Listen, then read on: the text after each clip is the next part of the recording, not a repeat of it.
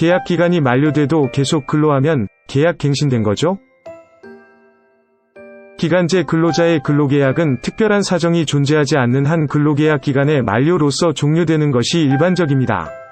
이때 당사자 간 약정해둔 근로계약의 종료일이 되면 사용자가 근로자에게 근로계약 종료 사실을 별도로 알리지 않더라도 해당 근로계약은 당연 종료되는 것이 원칙인데요. 다만 예외적으로 근로자가 여러 사정으로 인해 근로계약 종료일을 도과하여 계속 근로하였다는 사실이 인정된다면 묵시적 갱신의 법리가 적용될 수 있습니다.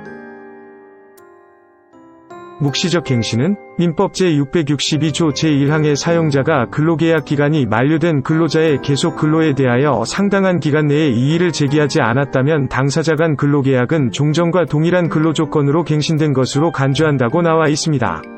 그러나 개별 사안에서 묵시적 갱신의 법리 적용을 가늠해보고자 할 때 어느 정도 기간을 상당한 기간으로 보아야 하는지가 문제될 수 있습니다. 그간의 판례 및 판정 내에서는 계약 만료 이후 각 12일, 14일 동안 계속 근로를 제공한 근로자의 경우엔 묵시적 갱신을 인정하기에는 부족하다고 본 바 있습니다. 하지만 월급을 받는 근로자가 계약 만료 이후 급여지급의 기준이 되는 1개월을 도과하여 계속 근로를 제공하였다면 묵시적 갱신이 이루어진 것으로 볼 수 있을 것입니다. 한편 묵시적 갱신이 인정된 경우 위에서 살펴본 관련 규정에 따라 갱신된 근로조건은 종전의 근로조건과 동일하다고 보는데요.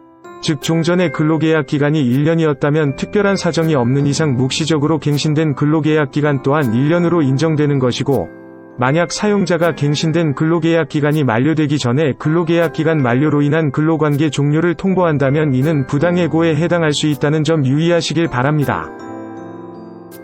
근로자는 기간제 근로자로서 자신의 근로계약 기간이 만료되었음에도 사용자가 근로계약 종료 의사를 표명하지 않자 이전 계약이 갱신된 것으로 생각하여 계속 근로하였습니다. 하지만 한 달 뒤 사용자는 해당 근로자에 대하여 계약 만료 및 근로계약서 상의 계약 해지 사유를 근거로 근로계약 해지를 통보하였습니다. 이에 사용자가 통보한 근로계약 해지는 해고에 해당하고, 해고통지서에 구체적인 해고 사유를 명시하지 않아 해고가 부당하다고 판정한 사건이 있었습니다.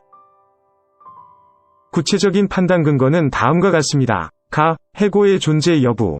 사용자는 근로계약 기간 만료 시점인 2021, 30일에 근로자에게 근로계약 종료 의사를 표명하지 않았고, 근로자는 사용자가 근로계약 해지 통보를 한 2021년 11월 30일까지 계속 근로하였다.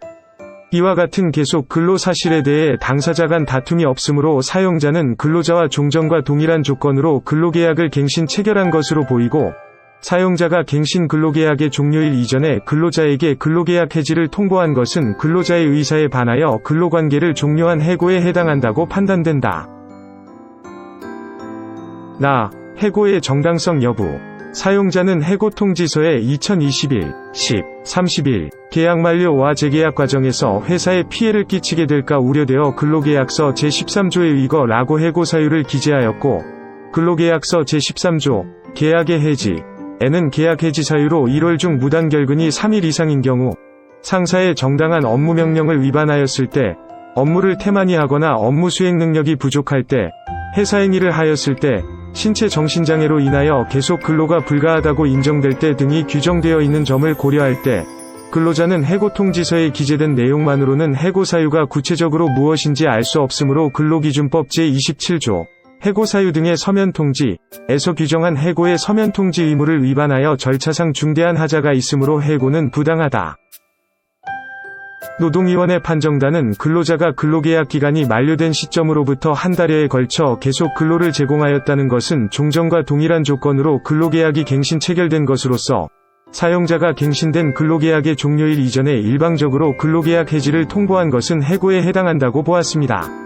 나아가 사용자는 근로자를 해고하면서 해고통지서의 해고 사유를 근로계약 만료와 근로계약서 13조에 해당하는 사유라고 기재하였으나, 당사자 간 체결한 근로계약서 제13조에는 근로계약이 해지될 수 있는 여러 사유가 동시에 규정되어 있으므로 기재된 사유만으로는 근로자가 구체적인 해고 사유를 알 수 없어 해고에 적절히 대응할 수 없었을 것이라고 보아 근로기준법 제27조 해고 사유 등의 서면 통지를 위반한 부당해고라고 판정하였습니다.